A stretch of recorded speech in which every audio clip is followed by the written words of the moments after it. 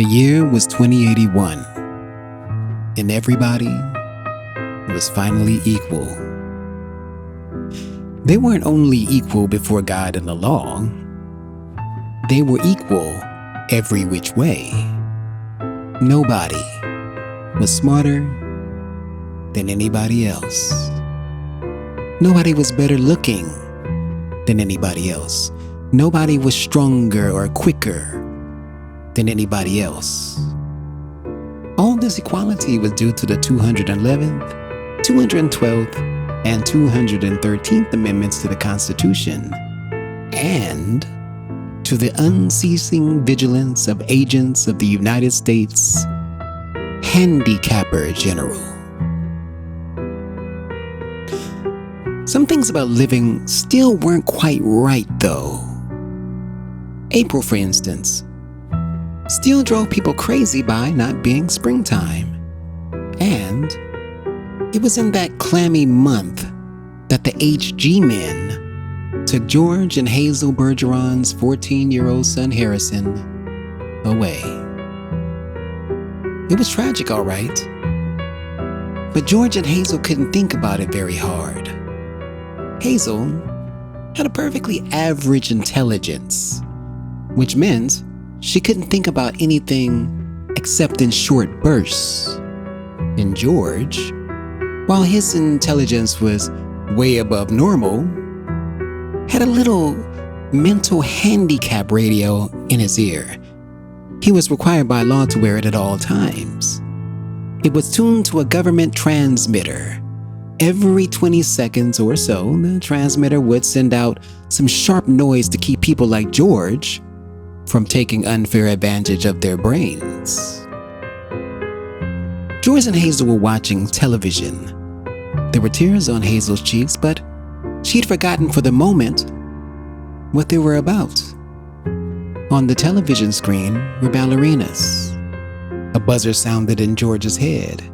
His thoughts fled in panic, like bandits from a burglar alarm.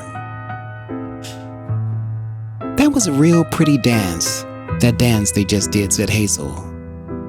"Huh?" said George. "That dance.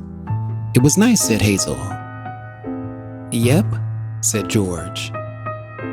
He tried to think a little about the ballerinas. They weren't really very good, no better than anybody else would have been anyway. They were burdened with sash weights and bags of birdshot, and their faces were masked so that no one seeing a free and graceful gesture or a pretty face would feel like something the cat drug in. George was toying with the vague notion that maybe the dancers shouldn't be handicapped. But he didn't get very far with it before another noise in his ear radio scattered his thoughts. George winced. So did 2 out of the 8 ballerinas. Hazel saw him wince. Having no mental handicap herself, she had asked George what the latest sound had been. "Sounded like someone hitting a milk bottle with a ball-peen hammer," said George. "I think it would be real interesting hearing all the different sounds," said Hazel, a little envious. "All the things they think up." Said George. "Only if I was a handicapper general. You know what I would do," said Hazel. Hazel, as a matter of fact, bore a strong resemblance to the handicapper general, a woman named Diana Moonglampers. "If I was Diana Moonglampers," said Hazel, "I would have chimes on Sunday, just chimes, kind of in honor of religion. I could think if it was just chimes," said George. "Well, maybe make them real loud," said Hazel. "I think I'd make a good handicapper general." "Good as anybody else," said George.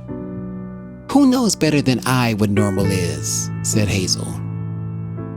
"Right," said George.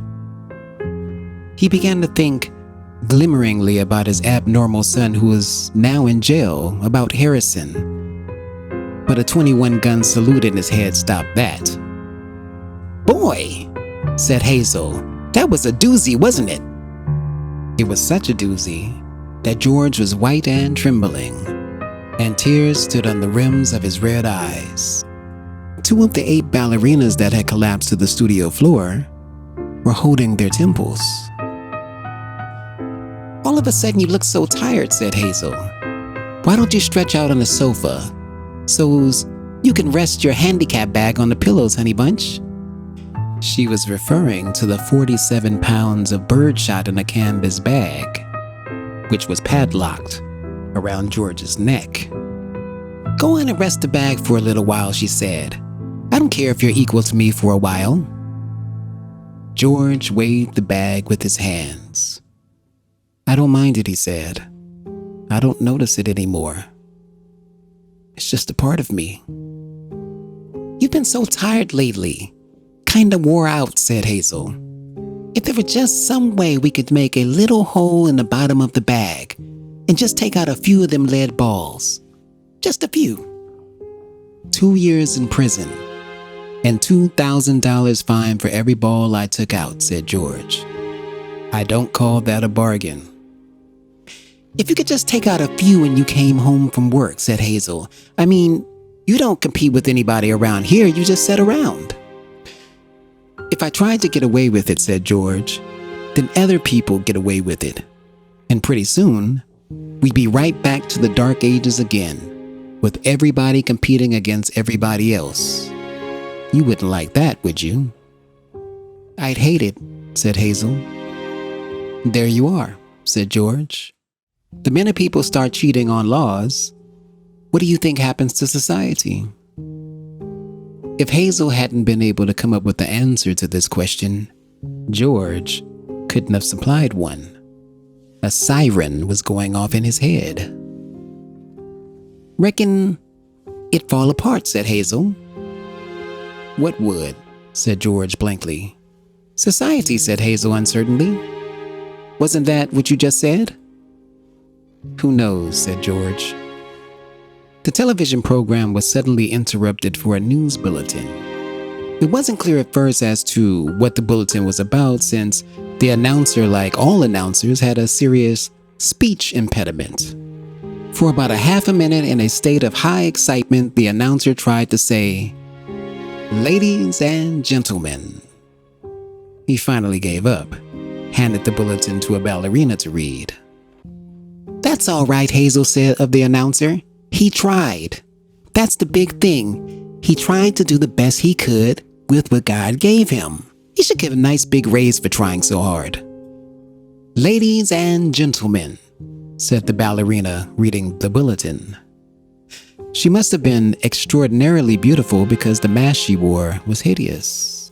And it was easy to see that she was the strongest and most graceful of all the dancers, for her handicap bags were as big as those worn by 200-pound men.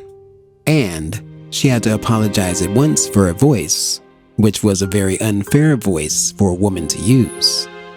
Her voice was a warm, luminous, timeless melody. "Excuse me," she said, and she began again, making her voice absolutely uncompetitive.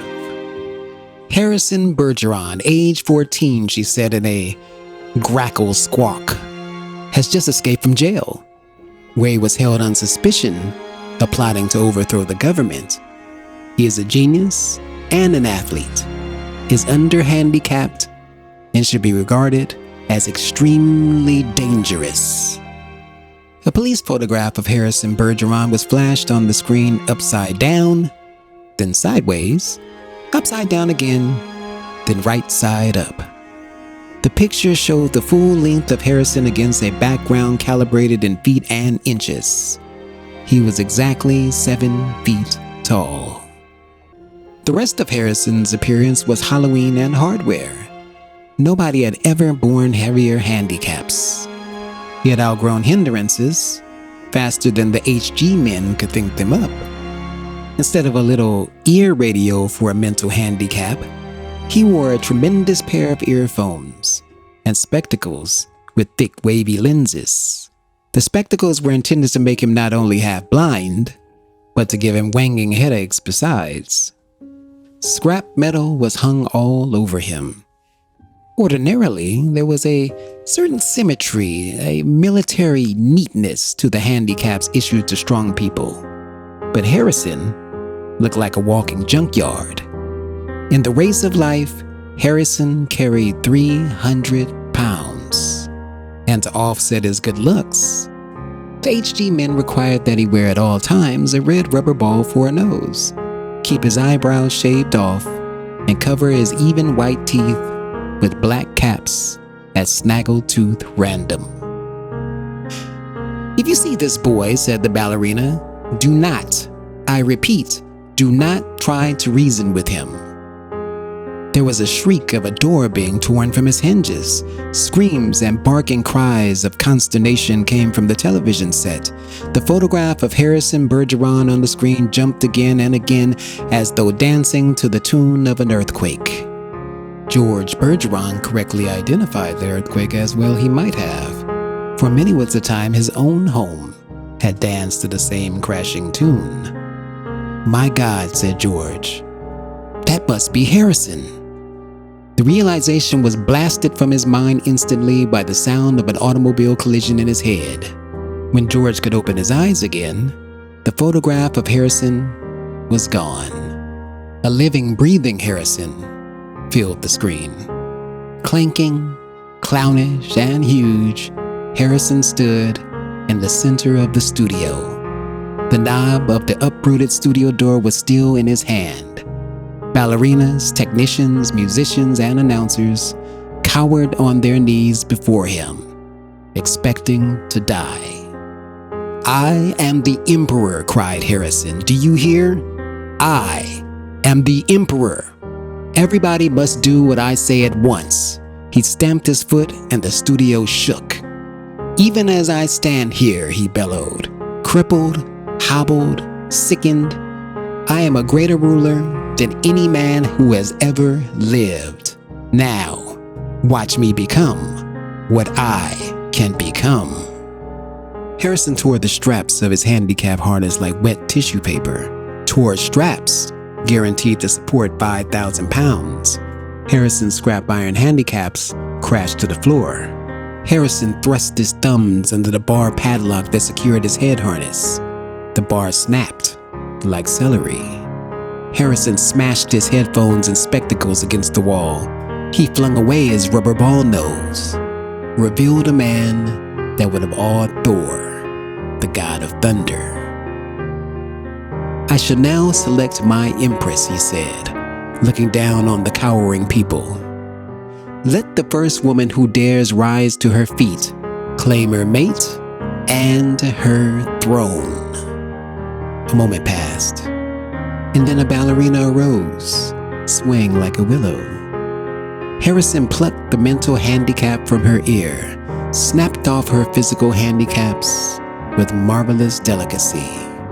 Last of all, he removed her mask. She was blindingly beautiful. "Now," said Harrison, taking her hand, "shall we show the people the meaning of the word dance?" "Music," he commanded. The musicians scrambled back into their chairs and Harrison stripped them of their handicaps too. "Play your best," he told them, "and I'll make you barons and dukes and earls." The music began. It was normal at first, cheap, silly, false.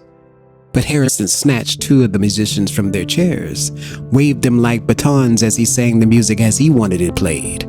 He slammed them back into their chairs. The music began again, and was much improved. Harrison and his empress merely listened to the music for a while. Listened gravely as though synchronizing their heartbeats with it. They shifted their weight to their toes.